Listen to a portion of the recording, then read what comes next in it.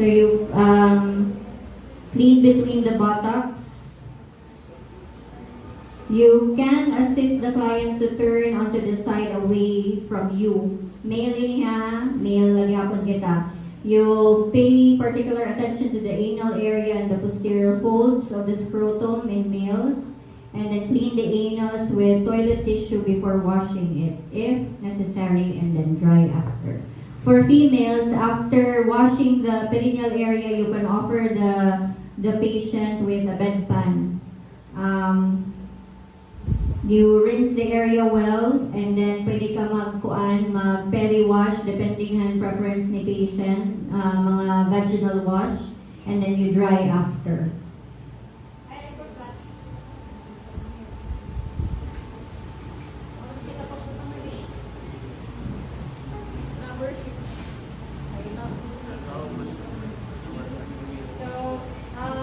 In bed making, the purpose of your rubber sheet is to prevent lead from soaking.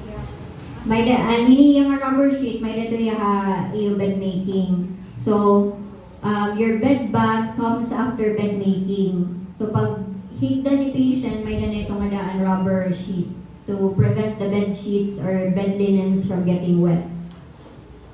So, you remove and discard the gloves and perform hand hygiene. You document right after.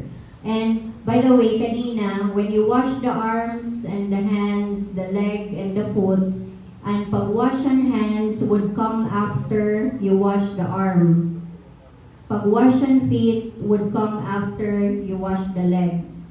Nakukuha niyo, kay kanina kasi before hiya, dapat after. So, ang basin of water where you will submerge the hand will come after you wash the arm. And pag-submerge ang foot would come after washing the leg. Okay? Last here.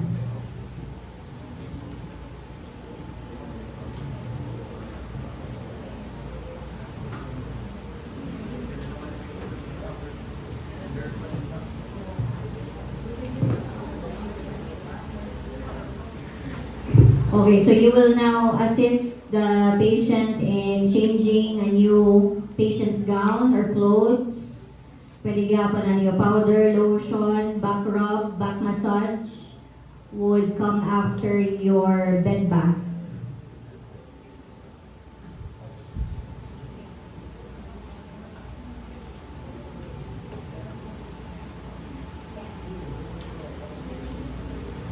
So Ma'am Vivian will remove the bath blanket. You place the top sheet on top of the bath blanket to cover the patient while you are removing the bath blanket. So ask the patient to hold the top sheet while you are rolling down the bath blanket down.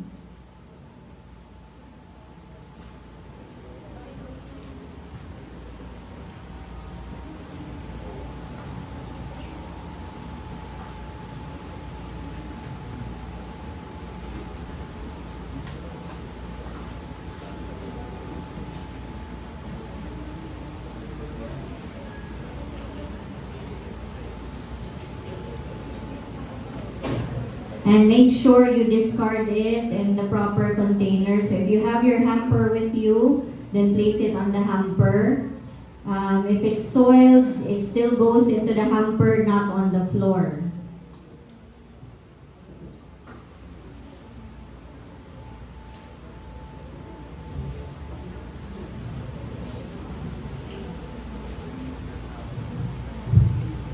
Remove the towel from the patient's head.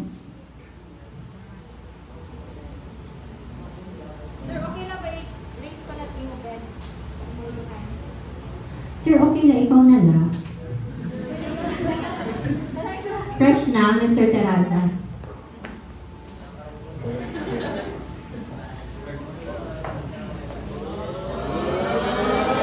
And pillow ni patient.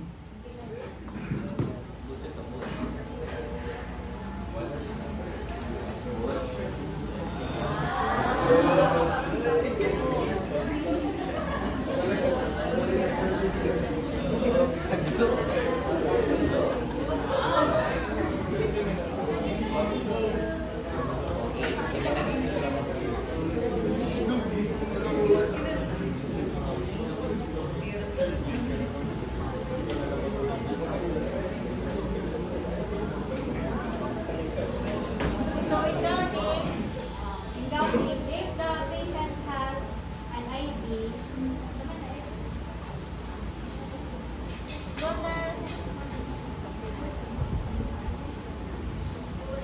Pare tubig. Ato na. Bida na. Ay, Ako ba?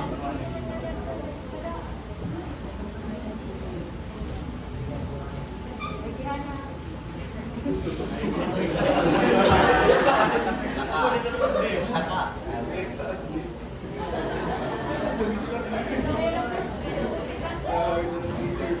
Pero mga i-check na nila po.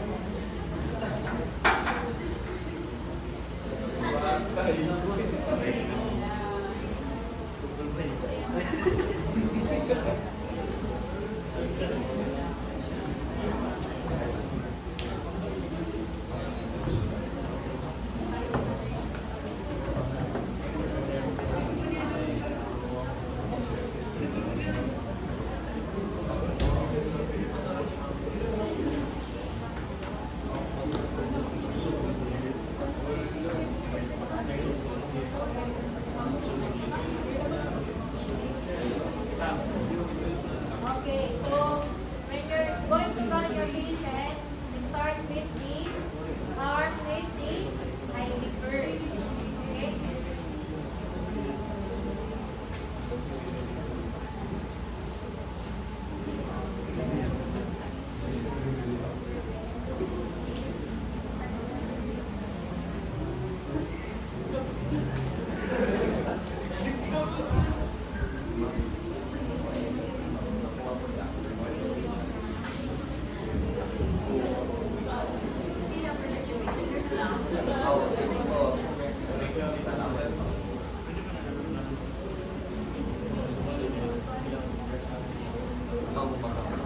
See guys, when turning your patients to the side, Jude,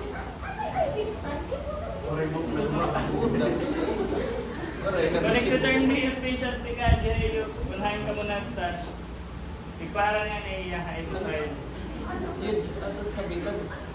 Start with the shoulder, hips, and then the pay attention. fin part. Tapos, nihiya, your raise niyo, tapos the left na kamot, ilihay yung chest. Then, the left na foot, overlapping the right. And then, makapot ka nga niya shoulder to sa nga niya buttocks. In one unit, tig-turn na yan sa side. Ang mga ganito yan nakaka-turn to side na patient. Usually, yung gagamit din ito, ICU, mga dependent patients.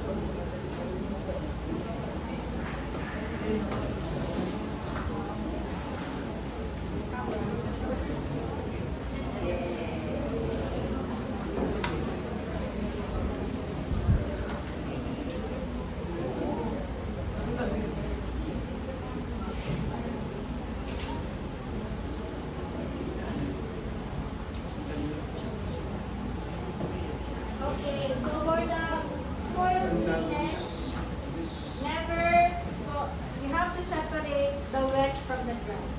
Okay, so ideally there are two hampers, one for soil wet and one for soil dry. Now if it is dry, you can use the used pillowcase, okay? The used pillowcase, susunod niyo dito yan, tanan nga dry soil cleaner. You can use this one, the used pillowcase as your hamper. Okay, but for hospital, in hospital cases, and hospital or other institutions, they have two hampers. Okay, now for your third demonstration, pwede ka mo mag-improvise.